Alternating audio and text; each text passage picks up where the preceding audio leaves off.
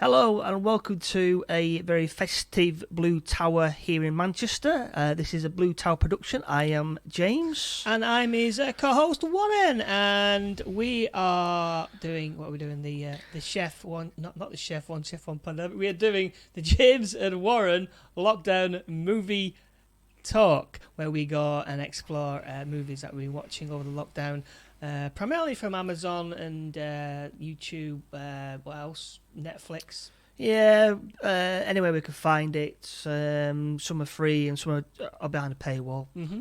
Yes, last week we did Silent Night, Deadly Night. And this week we are doing Silent Night, Deadly Night Part 2 for the podcast. Well, it's an interesting movie. Yeah, it was difficult. Yeah, it was difficult. But anyway, we will get into that in the podcast. And indeed, welcome to the podcast.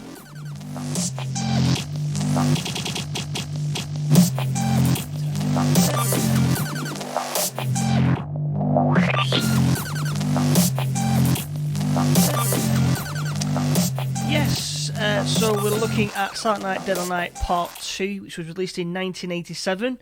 It's a sequel to Silent Night, Deadly Night, which followed a young Billy and his baby brother.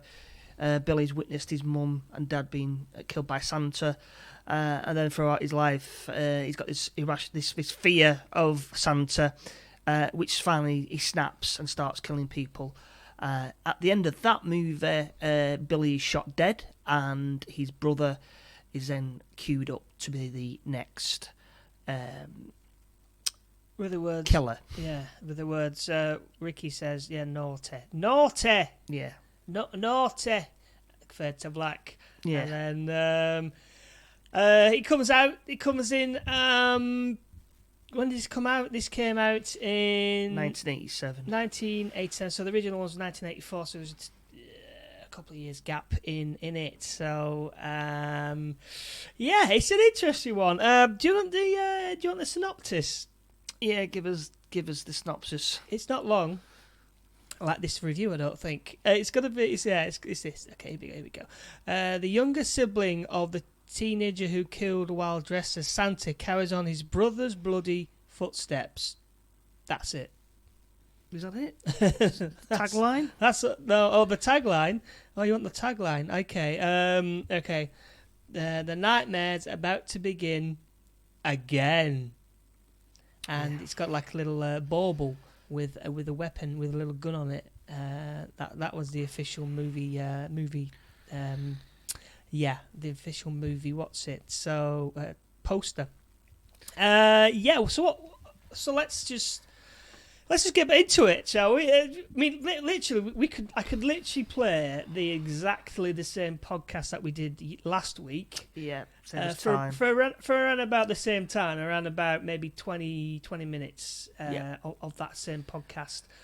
We could literally do that. Yeah. So Ricky, who's now an adult, is in a psychiatric unit, and he's talking to his doctor, and Ricky, through flashbacks, talks about what happened to his brother and himself, and it's just a replay of the original, better movie. So you get to see all the killings, everything, and this goes on for like 25 minutes almost. You're just thinking, why don't you just get on with it? I was thinking, it's like a clip show. Yeah. For the first maybe 30 minutes of it. So, something like that. I was distracted. I got bored. I just like, I've seen this. It was just get on with it. It was he was having flashbacks. I was having trouble with this because I was taking some notes when I'm watching it, and it just flashbacks. You mean when you have flashbacks, it's a memory, isn't it? Yeah, so it's a memory that you've got. However, he was remembering things that he would never have remembered, like Billy, his brother, going upstairs and crying, saying "Don't hurt me" or something like that. So he wasn't remembering his own memories. He was remembering Billy's memories, wasn't Yeah, basically, he was remembering his his brother's memory, and he was remembering other people's memory within the movie. he? Yeah, it was all a bit bizarre. And nicely overacted. Oh God, yeah. I mean, like this is the best thing about it, is that it's wonderfully overacted by the actual actor. Ricky. It's Ricky Caldwell. well, That's his character. that's the character name. Eric Freeman. Eric Freeman. I don't know yeah. what directions he was given, but my God, He was. I can tell you. I can actually tell you. The actual director said to him to overact. really? That was basically when they were making it. He didn't get much direction from the director. He took that on board and ran with it. Well, he did. That's what it was, and he was told to overact in scenes. So that's why you see him overreact to certain things. And apparently, in one of the scenes, in the later scenes, he shouts out "garbage day."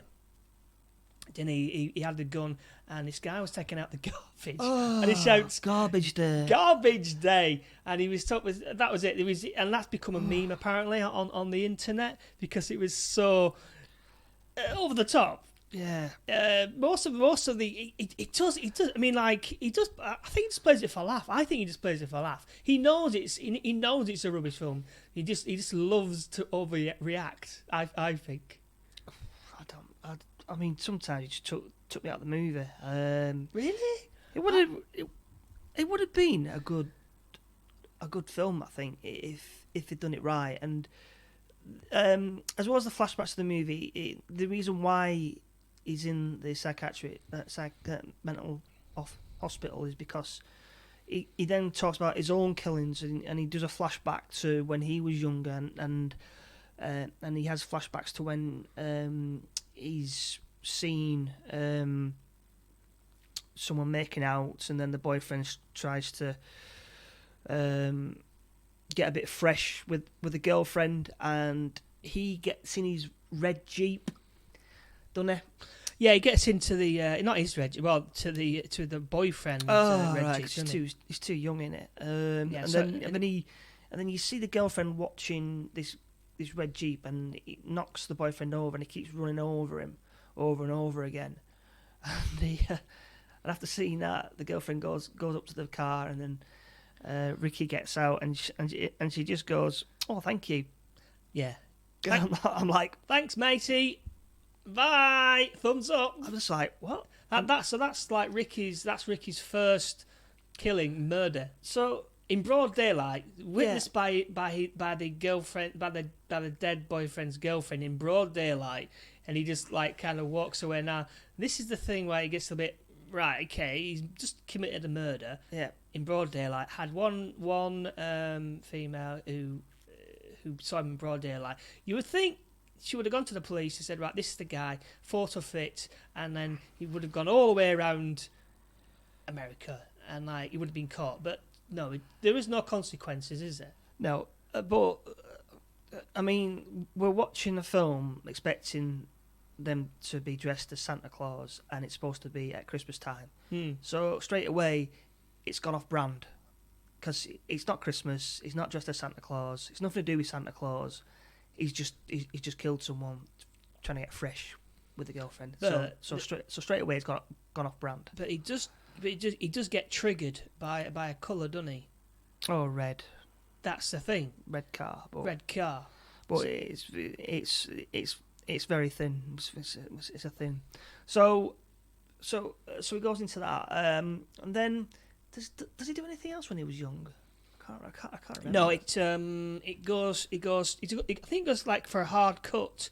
5 years later. No, hang a minute. Sorry, I got here. So the colour. So does it go straight to? He then asks the psychiatrist produces this photo of a headshot of Jennifer. Well, who we find out who is his girlfriend. Well, no, he grows up a little bit, he gets his first job as a dishwasher in a restaurant, and then he goes out and he has a takes the garbage out, and he sees this man have an argument with another guy, and he Is that the umbrella bit? yeah. Oh, that's probably the highlight of the whole film. That was quite funny. That was quite ingenious. And Yeah. it was like, so he kills a guy with a. He sees red again because the guy's wearing, I think, a red shirt, something red. He's wearing a red, something red, and he has his little catchphrase, naughty. doesn't he? He goes, Naughty, very naughty. naughty. And he picks the guy up and pushes him against the wall, and he gets this random umbrella and then stabs it with him. It goes right through him, and he opens up the umbrella, the blood and guts. and it's just a bloody red umbrella, and what do you know? It begins to rain. Hey! And then the annoying all the way through this. Wasn't it annoying with the piano? What? It's got like the piano music underneath it, and that sad piano music all the way through it. I can't. I must have blocked that out. Oh god, it was constant. It was like it was a sad melody kind of piano going on, and it's like, oh, not again, sad melody program, piano. Then it goes to back to the doctor, and he produces a picture. Yeah. of So this picture's Jennifer.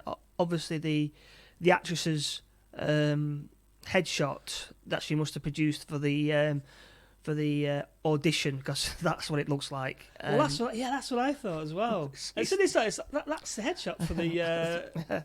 And she signed it as well. I know. It's just I was like, what? What is this? And so he says he doesn't want to talk about it, but then we get flashbacks of them getting together. And am I right in saying this? Am I just dreaming it? They go. There's a scene where they go to the cinema. Is that right? They go to the cinema and they're watching a film. Yeah. Well, This is where it gets meta. They're watching the first film, Silent Night, Deadly Night, aren't they? Or is that just in the imagination no, of Ricker?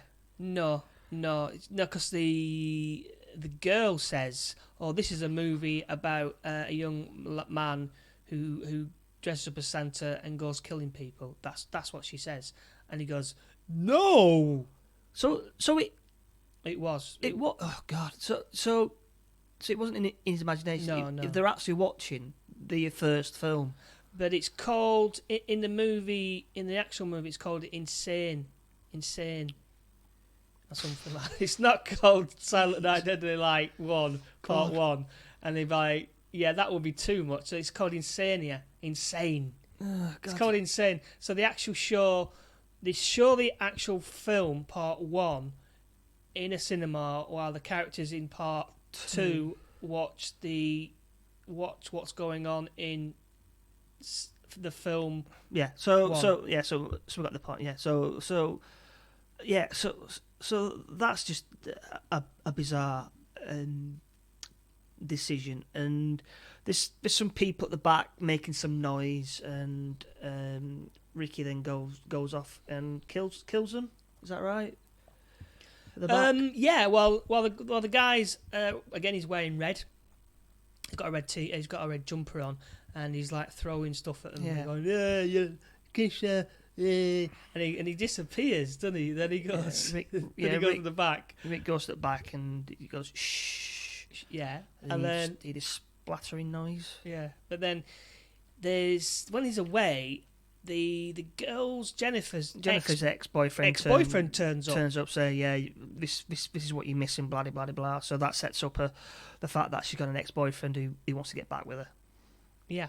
Yeah. And he just he appears there with his new girlfriend, and he says, "Oh yeah, what you paying on the credit card or something?" And he goes, "Yeah," and he goes away. So that means Jennifer's got an boyfriend that wants to get back with her, and then he actually comes back, doesn't he? And then Ricky comes back after killing 2 people In a cinema. No one's talking about it. I know it's talking about it. Again, you think, somebody might have seen something. It would have been on the news, by now they would have got some kind of profile on the guy. But he goes on and he goes, I'm thinking, what's going on here? Someone should have seen something or nothing or what have you. Yeah. So then it cuts to the daylight and he's arm in arm with Jennifer, and then he's walking down and then all of a sudden he sees the ex-boyfriend. He's fixing a car, innit?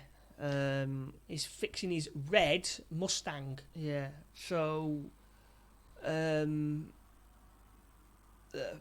so the ex-boyfriend starts to talk to Jennifer in front of Ricky, and basically saying, "I want you back." Blah blah blah blah. She's saying no, right in front of Ricky.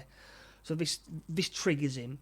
So then he starts beating up the boyfriend, and then he then gets 2 jump leads, doesn't it? And then connects it to the battery of the car, and then attaches the other end inside the boyfriend's mouth.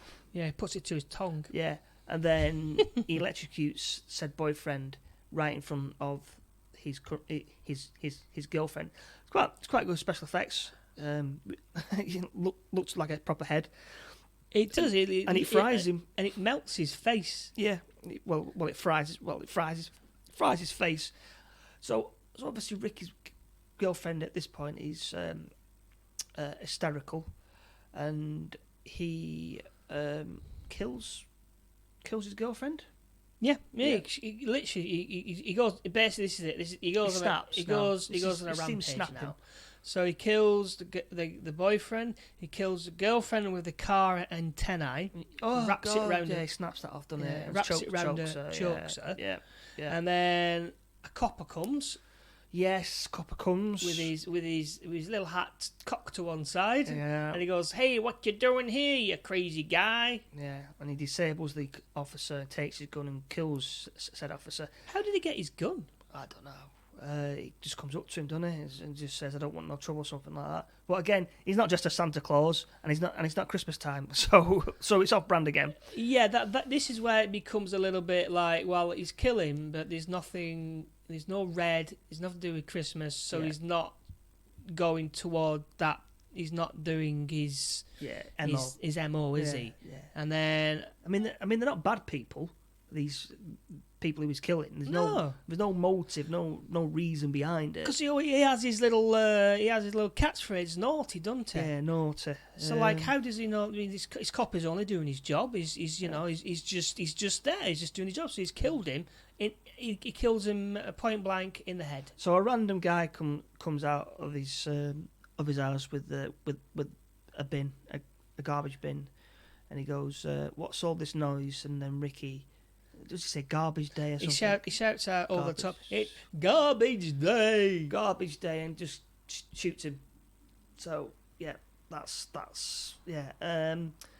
So then he carries on walking and finally stopped by a group of police officers in a car, and then we cut back to Ricky in the cell again. Innit?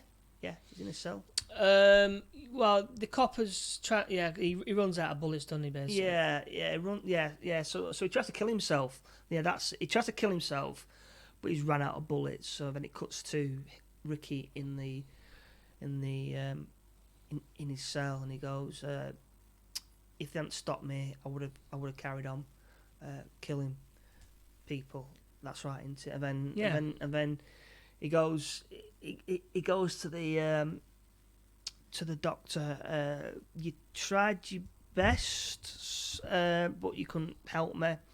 And then it pans towards the doctor, who is now dead.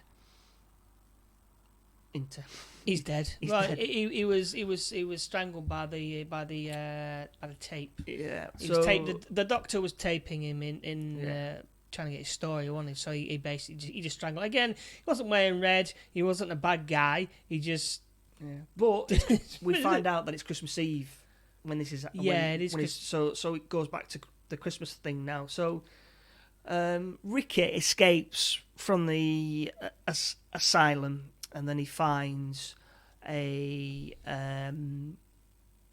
one of those Santa Clauses on the streets who's like he's getting money for charity. They do it in America where they have Santa Clauses, don't they? Yeah.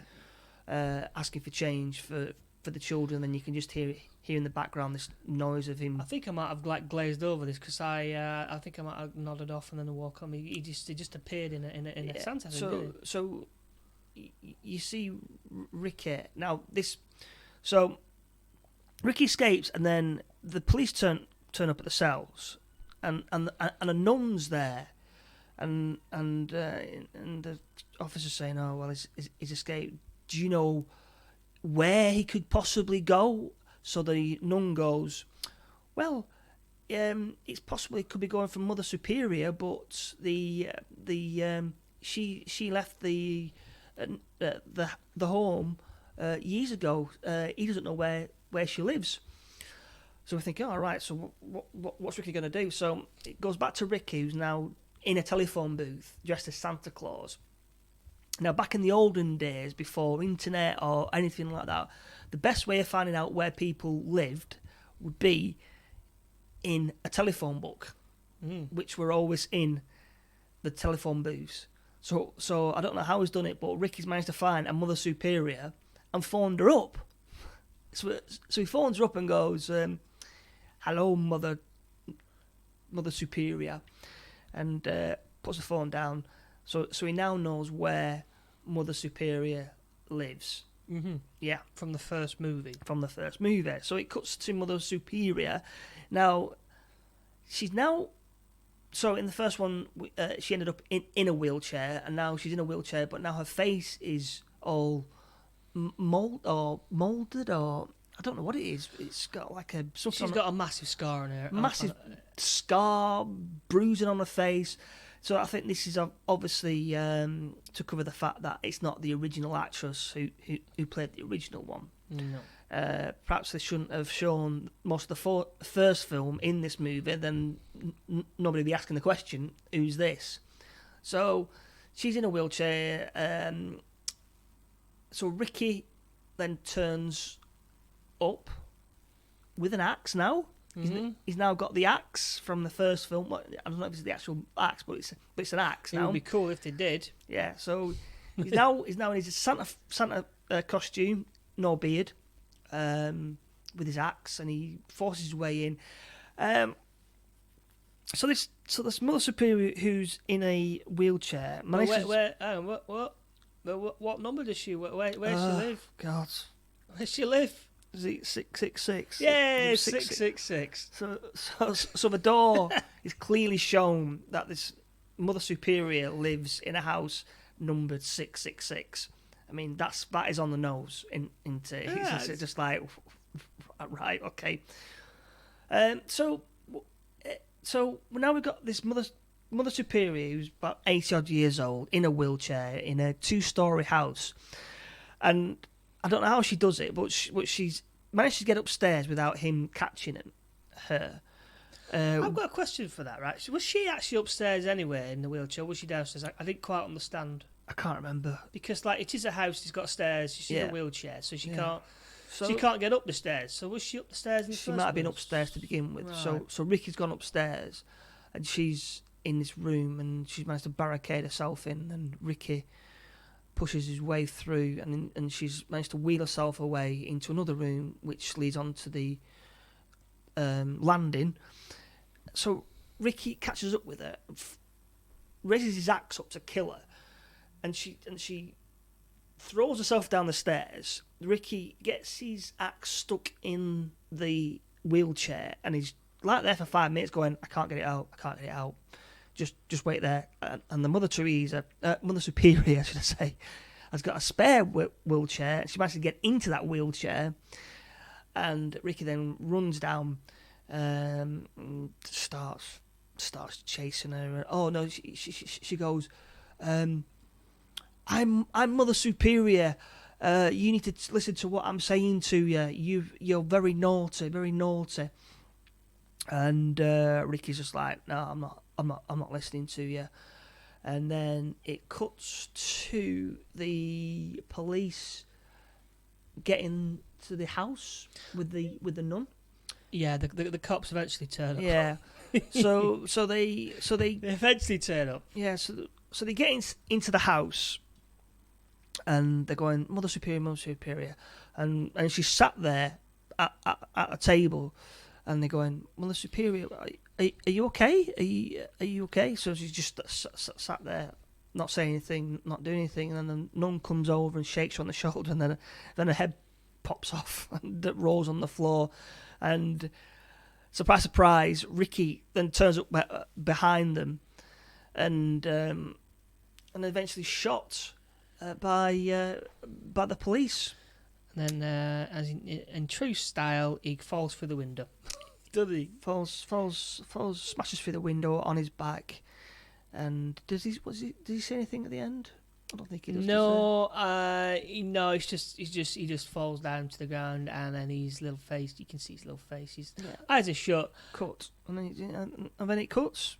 But then later on, well, no, he's not dead though, is he? Isn't No, well, no. His eyes. They cut away from him. Something makes a noise, and then he goes back to him, and the eyes. Oh, his eyes up. open. Ah, yeah. So eyes open up. So he's not actually dead, then, is it? No, he's not dead at all. No. So that means they can be Silent Night, Deadly Night 3, 4, and the very last one was made in 1991, called Silent Night, Deadly Night, The Toy Maker. That I don't think is on the Amazon. I don't know. It could be. Is it Amazon? I'm not sure. Yeah, no, never mind. I mean, it's interesting. Like it says here now, we're saying like the production, the first maybe 30 minutes was the original movie, wasn't it? Yeah. Now, according to the DVD commentary, originally the movie was the first movie was going to be re-edited, basically, and to be made into the second Deadly Night, Silent Night, Deadly Night. So it was going to be completely re-edited, but the director Lee Harry said he demanded that a new film be shot and inserted within the actual second movie. Yeah. So it was originally going to be just the entire movie, the first movie, just re-edited. That would take some Yeah. right. Yeah. Well, looks like the second option was slightly better, but yeah, I'm just looking at Silent Night, Deadly Night 3, Better Watch Out, 1989, and it just looks it sounds terrible. It says the comatose Ricky Caldwell reawakens and begins to stalk a blind woman with whom he shares a psychic connection. Oh my God! What, really? Yeah. Is that on Amazon? I have no idea. I just can't. It looks terrible. I'm just looking at the photos of it, and I might watch it just to see. But Apparently the movie was released in 1987. It grossed only $154,000 at the box office. Yeah. That's all it made. Oh no. Yeah, 150. And they tried to get for the DVD commentary. They tried to find the actual actor who played Ricky, but they couldn't find him for the DVD. Apparently, they couldn't find him. He's probably in hiding somewhere. Yeah, they couldn't find him, unfortunately. They couldn't find him. Yeah, unless he was just hiding somewhere. He just didn't want to be. He didn't want to be associated with it, I guess. But I thought I just thought he had a good time with it. I just thought. Anyway. Well, he got paid for it, didn't he? Yeah, he got paid for it. All right, he got paid for it. Now, on the old Rotten Tomatoes, it got 25% from the actual movie reviewers, the professionals. Was it higher or was it lower for the audience score. 25%. Is it higher or lower? I think lower. It's got to be lower. So you're saying lower than 25%? Yeah. Okay, so the audience scored it 29%. So it's higher. Right. It's higher than the actual movie reviewers. Well, all I'm saying is I'm glad it was free. Well, yeah. It's not behind a paywall. The first one was on YouTube Films for £1.99. It's well worth a couple of quid. But yeah, this one's on Amazon and it's free to watch. So if you've not watched the first one is featured heavily in the second one. Yeah, just skip the first 30 minutes, then you go into a new kind of movie. Now, what we got next? Have we got any highlights from this one? Well, for me. I mean, it's got to be when he said garbage day. That was quite funny. He was just a random man just coming out, taking his garbage out, and shouted garbage day. For me, the killing with the umbrella. I've never seen that before. That was funny. Yeah. That's the only highlight for me for this one. I was going to say this. One of the reviewers gave a review. Just a sentence. Garbage day, garbage film. Sounds about right. That. But yeah. Right. Are we doing your new feature? Yeah, that's Sweeping the Nation. I might get a jingle for this. I don't know yet. Yeah, well, it's Sweeping the Nation. I'm getting lots of positive feedback. So this is my quiz called "Whose Synopsis Is It Anyway?" And it's based on a book VHS video cover art by Thomas Hodge, and he's gone through the 80s and picked out a selection of VHS covers and front and back of it, and he's produced his book hardback. Nice little Christmas stocking filler. And what we both do, should I say, each week we pick a cover, and I will give the title, and if Warren gets the storyline, the synopsis of it, he will get 3 points. If you don't get it from that, I'll give him the tagline. If he gets it from that, it's only 2 points. If you don't get it, then I will then describe the artwork, and if he gets it from that, he gets 1 point. So the less clues, more points. More clues, less points. I think that'd be a good audience thing. That less clues, more choices, points. Oh, Jesus wept. I gotta work on that. Less clues, more points. More clues, less points. Jesus Christ. See what I'm working with here. Right, Warren. Strap yourself in.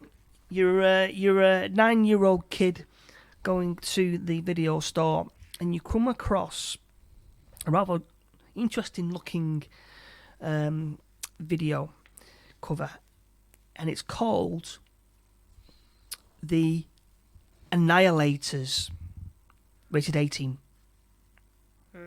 The Annihilators.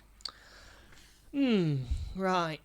Right. The Annihilators. I'm gonna say that this is a maybe a band of evil spirits, a group of evil spirits that come to Earth ready to annihilate the world, and they aren't afraid to use their powers. It's good, but not good enough. Right. I will give you the tagline. So, the Annihilators. The war is over, but the battle is just beginning. The What? war is over, but the battle is just beginning. The war is over. The Annihilators. Right. Okay. So I think this is going to be set in. Must be. Is it going to? All right. Set in the jungle. They've got one more. A ragtag of ex-soldiers are on the hunt for one last evil chap, and they are gonna kill a load of baddies using guns, lots of guns, and yeah, that's what I've got. No, I'm even close. You are. I don't know what. I'm gonna. As it's Christmas, I'm gonna give you 2 points. Oh right, okay. I'm gonna give you 2 points because you mentioned weaponry. Yeah, I'm gonna give you. Yeah, right. You didn't get the location right. It's not a jungle. Oh right, okay. It's in a city. Right, I'm gonna give you. Whose synopsis is it anyway? I'll describe the artwork later. The Annihilators, an elite synchronized fighting machine that will stop at nothing. The Annihilators, hardened by cruel realities of war, return to the States. So that's the war is over, Pip. In South Point, Georgia, they come across a group of crazed urban terrorists who, armed to the teeth with sophisticated weaponry, think nothing of killing innocent people. The Annihilators step in to help, but when 2 of their own are savagely cut down, their course becomes clear. They must stop at nothing and live up to their name. Exciting, isn't it? Well, I got completely the wrong village in the city, but I deserve two. They sort of like were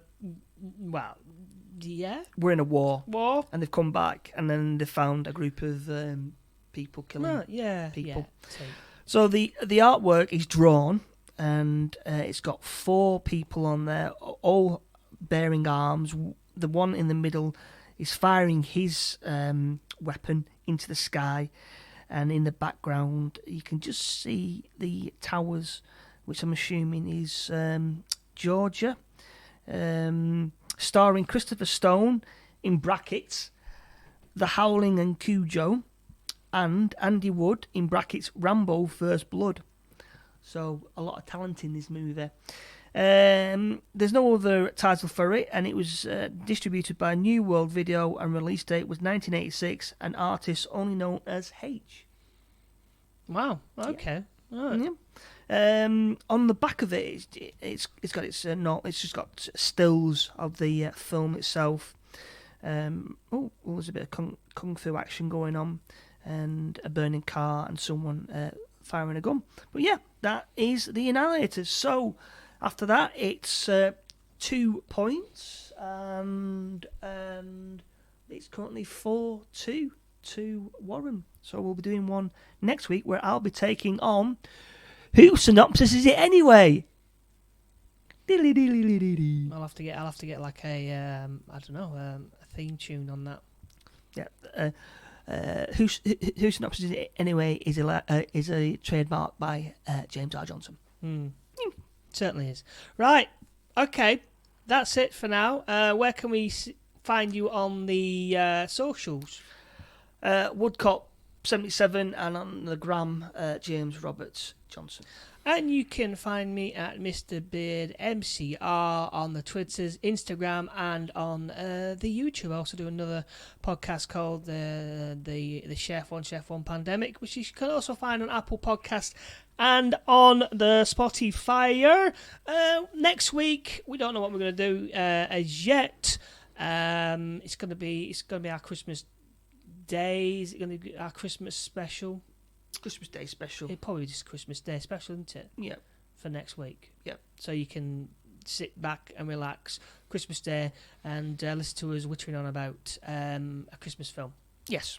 Okay. Not Home Alone. No, not Home Alone. No. Anyway, I gotta go. And he's gotta go. I've been Warren. And I'll be James. Okay, bye now. Bye.